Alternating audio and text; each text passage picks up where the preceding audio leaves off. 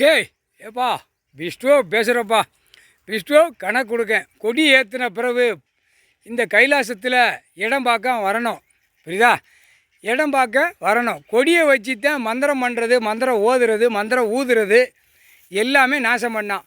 கரெக்டாக 2வது நாள் செவ்வாய்க்கிழமை வந்துட்டான்ப்பா.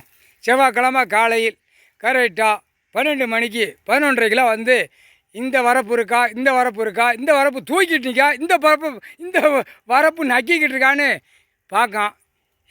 எங்கள் அண்ணன் மகன் ஈஸ்வரன் என்ன அப்படின்னு கேள்வி கேட்டதுக்கு இந்த கிழக்க 1 ஏக்கர் கிழக்க அதை பார்க்க வந்தாம, ஏலே நீ இங்கே தாண்டா கையை காட்டுத, அந்த விளக்கத்தை சொல்லு, கேஸு நடக்கு, பத்திரம் போடு, அங்கே போய் ஈஸியில் பாரு, வராது.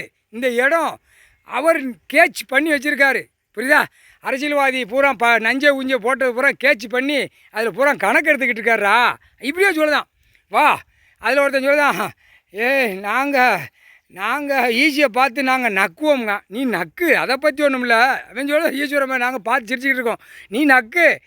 அவன் கூட வந்து மந்திரம் படிக்கிறவன் மந்திரவாதி அப்படின்னா. வாடா அப்படின்னா. வா மந்திரம் தானே, அங்கே வா.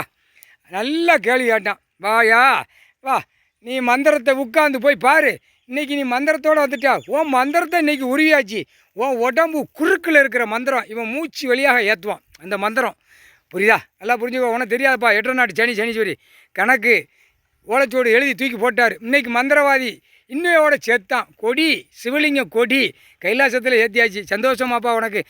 அப்பா உனக்கு அருமையான சந்தோஷம் 2 பேருக்கும். 8 நாட்டு சனீஸ்வரி 7 செம்மாச்சுல 3/4 சத்தியம் தொலைஞ்சான். கொடியை தூக்கி ஆட்டுறவன் பேசுகிறவன் தொலைஞ்சான். இனிமேல் தான் கருவாக இருப்பார். கருவாக இருக்கிற கணக்கு இனிமேல் தான் விடுவார். 3/4 சத்தியம் விட்டாச்சு.